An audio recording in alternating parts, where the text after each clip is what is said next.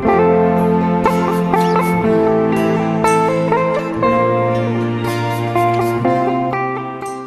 pagi kepada Encik Nicholas Kemarang. Saya Jem Pengiran Ananyawi, merupakan pelajar SEM 7 yang mengambil subjek Coaching and Mentoring. Okey, selamat pagi. Sila menggunakan diri Encik Nicholas. Okey, so nama saya Nicholas Kemarang Anjoni. Okey, so saya koordinator di Kolej Sigma Sarawak. Okey, dan ada juga mengajar untuk semester ni. Ya, dia je. Okey, untuk soalan pertama Encik Nicholas, saya ingin bertanyakan apakah maksud coaching? Coaching. Okay, so coaching ini adalah proses di mana seorang yang lebih berpengalaman atau berkemahiran memberi bimbingan dan dorongan kepada individu ataupun kumpulan, terutamanya kepada orang-orang yang baru, guru baru, staf yang baru. Sebab ialah orang baru bila masuk memang akan jadi macam tak tahu apa skop kerja yang perlu buat. Tapi bila adanya kita as seorang coaching, so kita boleh ajar, kita boleh beri apa yang kita dah ada sepanjang kita bekerja lah. Dan juga ni untuk kita membantu pekerja ataupun guru-guru baru ni untuk mengembangkan daripada segi kemahiran ataupun skill, meningkatkan prestasi mereka dalam sesuatu tugasan, daripada segi komunikasi, refleksi, dan saya sebagai coaching juga akan dapat mengenal pasti apa kebolehan seseorang individu itu, sama ada mereka boleh berpotensi untuk terus maju dalam kejayaan ataupun benda yang mereka buat dapat mencapai matlamat mereka sendiri. Itu yang coaching lah, apa yang saya maksudkan. Thank you Encik kerana sudah menjawab soalan pertama saya. Izinkan saya memberi soalan kedua. Boleh. Apakah perbezaan antara coaching dengan mentoring? Okey, so coaching dan mentoring. So coaching adalah lebih berorientasikan kepada proses untuk kita membantu. Kalau mentoring dia lebih kepada kita memberi guideline sahaja. Macam contoh pelajar dalam konsep di college, saya ada experience tentang saya selaku pensyarah akan menjadi mentor kepada pelajar, which is pelajar akan bertanya dengan saya apa yang mereka perlu buat, apa yang mereka dalam apa-apa jenis subjek lah. Macam contoh kalau diploma pendidikan anak-anak, so mereka mungkin akan tanya berkaitan dengan tugasan. So saya akan memberi guideline macam mana cara untuk menjawab, dan tidak akan mengatakan benda itu salah ataupun betul, sebab kita nak memberi pelajar ni untuk mengetahui cara macam mana kita nak mendapatkan satu maklumat daripada tempat yang kita akses tu betul ataupun tidak. Kalau coaching ni kita mengajar, kita memberi tunjuk aja kepada pelajar. Maksudnya kita pergi ke depan, kita akan beri talk, kita akan inform ni cara yang betul. Kalau salah, so kita akan beri teguran juga. Dia hampir samalah dengan mentor. Cuma mentor ni dia mungkin dia tak berhari-hari dengan kita. Kalau coaching ni kita akan sentiasa akan berada di depan untuk memberi pertolongan. Dan dalam coaching mungkin tidak perlu mempunyai pengetahuan mendalam dalam individu, dalam bidang individu, tapi kita dapat membantu. Kita akan boleh duduk sebelah untuk memberitahu benda ni dia salah buat, so kita buat sama-sama. Kalau mentor hanya melihat dan akan menilai. boleh ke tidak orang ni buat. Kalau lepas tu dia akan bagi feedback at the end of the years. Contoh kalau coaching ada program mentoring antara student dengan ni, so kami sebagai mentor akan beritahulah apa yang salah, apa yang betul kepada pelajar. Bila di ujung, kalau coaching ni on the spot dia akan tegur. Okay. Dan coaching juga lebih kepada pertanyaan untuk membantu individu mencari jawapan sendiri. Okay, manakala mentoring dia lebih kepada memberi nasihat. Macam contoh, kalau coaching, orang suruh saya buat coaching kepada sesuatu aktiviti, so saya akan guide orang tu sampailah aktiviti itu habis. Kalau mentoring, kita boleh tengok hanya memberi kata-kata semangat saja. So this is your final part. Contoh kalau budak yang baru masuk U, okay, so contohnya untuk NPM, macam sudah beri orientasi siswa kenal dengan pelajar. So wakil NPM akan bagi tahu, okay, apa yang kamu perlu buat sepanjang ni. So kita perlu ingatkan ibu bapa kenapa kita perlu belajar, apa semua itu hanya diberi dengan kata-kata nasihat saja supaya orang yang dengar tu menjadi lebih semangat. So coaching ni tak, dia akan membantu daripada awal sampai ke ujung, daripada akhir lah. Saya akan guide daripada habis sampai ni. Okay. Alright. Terima Itu kasih. jawapan saya lah. Terima kasih atas perkongsian antara kebiasaan coaching dengan mentoring tadi Encik Nicholas. Untuk soalan yang ketiga adalah berdasarkan kepada pengalaman anda, mengapakah coaching itu penting kepada setiap guru di sekolah? Coaching penting pada setiap guru di setiap sekolah. Okay. Yes, memang penting sebab satu, dapat membantu guru, okay, meningkatkan kemahiran pengajaran dan pembelajaran. Kira sesi PNP lah. Maksudnya macam guru, bila setiap tahun mesti akan mendapat subjek yang sama. Contohlah, kalau dia memang fokus kepada major English.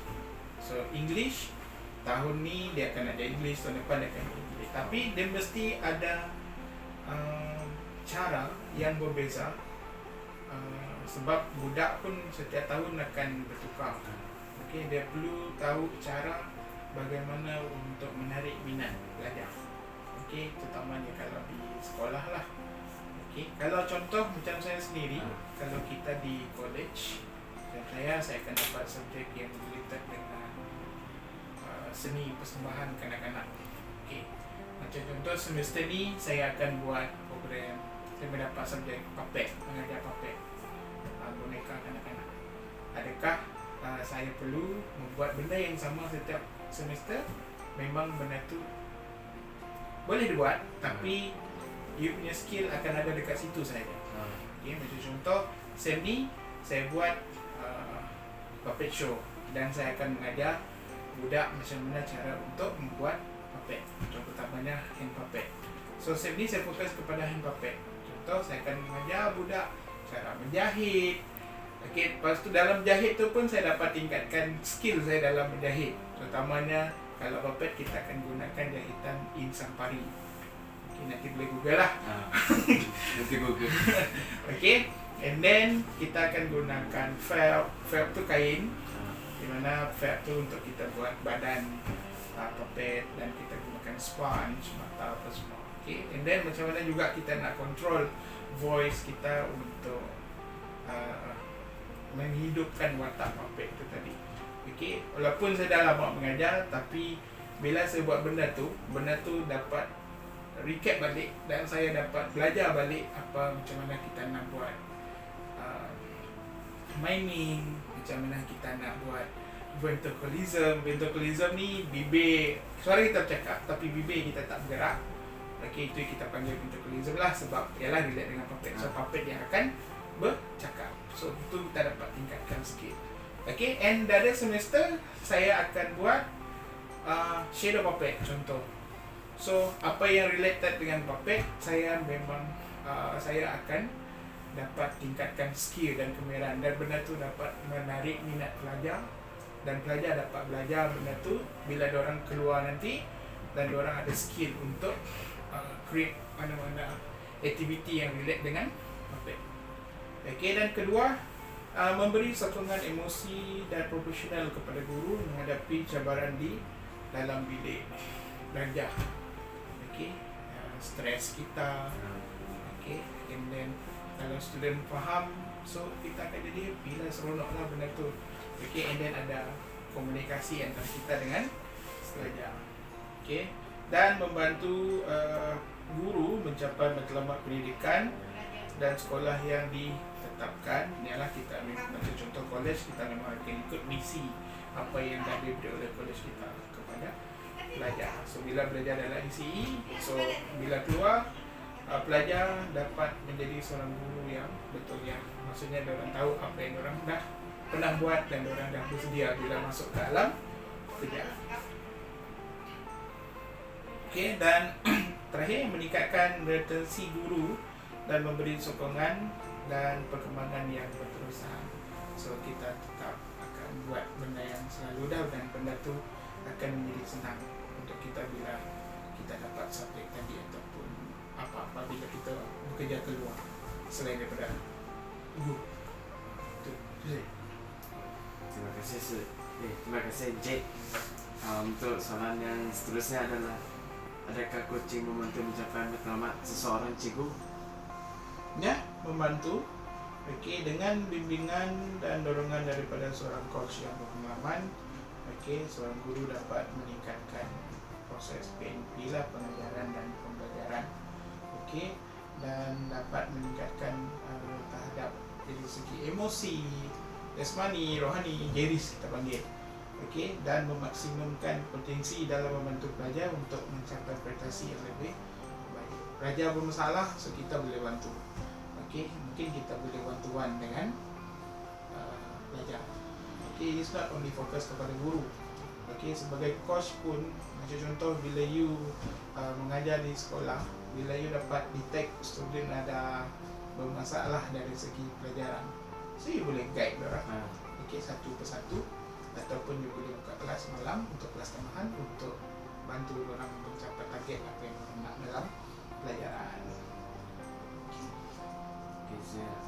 Okay, Jake, untuk soalan seterusnya, berdasarkan pendapat Encik Nicholas, sekiranya coaching tidak berlaku dilaksanakan di sekolah, apakah impak negatif yang akan berlaku pada seseorang guru tersebut? Sekiranya tak berlaku, so kesan negatifnya mungkin ketidakupayaan dalam mengatasi cabaran dalam sisi pengajaran dan pembelajaran. Okay, dan kelemahan dalam pembangunan profesional dan perkembangan diri. Okay, macam contoh, bila kita masuk ke tempat baru untuk bekerja, so pasti kita nak mengharapkan orang lain untuk mengajar kita, sebab kita tak tahu apa selok-belok yang ada dalam situasi itu. That's why kita mesti perlukan orang yang guide. Bila you habis belajar, tiba-tiba you dapat kerja yang lain daripada you dapat yang you belajar, so itu akan menyebabkan you akan cepat down. You tak tahu apa yang you nak buat, so itu akan jadi masalah. So bila adanya coaching, adanya coach yang membimbing, so benda tu akan jadi mudah sebab kita tahu dan kita di-guide oleh orang yang betul dalam bidang. Alright. Lepas tu ketiga, keperluan untuk menghadapi masalah dalam bilik belajar tanpa sokongan yang sesuai. Mungkin ada isu yang berlaku tapi kita tak tahu nak handle macam mana. Okay. And then potensi merasa terasing dan tidak dihargai dalam kerjaya, itu salah satulah. Macam kita, bila kita tak tahu, orang akan pulaukan. Itu memang ada kesan bekerja. Okay. Melainkan kita bertanya dengan orang. Bila bertanya pun, kita perlu jaga adab. Okay. Perlu jaga adab dari segi mungkin minta tolong, bukan tolong aku, tak boleh. So kita kena ada adab cara untuk meminta supaya orang yang akan membantu itu nanti, oh budak ni nak minta tolong staff ni, so diorang akan tolong lah dengan apa yang diorang tahu, diorang akan bagi. Okay.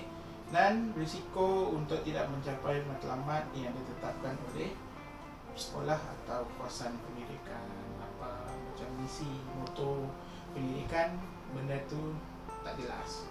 Bila kita tak ada macam tak ada pada diri seorang guru tu lah, okay, dia sendiri pun tak tahu apa yang dia nak buat, and then benda tu memang tak akan mencapai matlamat apa yang diberikan oleh beliau kepada sekolah. Okay. Terima kasih Encik Nicholas atas perkongsian sebentar tadi. Saya berharap dengan subjek ini para bakal-bakal guru di luar sana dapat menjadi guru yang terbaik atas adanya subjek coaching, dapat mengajar mereka setelah mereka pergi ke kerjaan yang sebenar. Okay, sama-sama.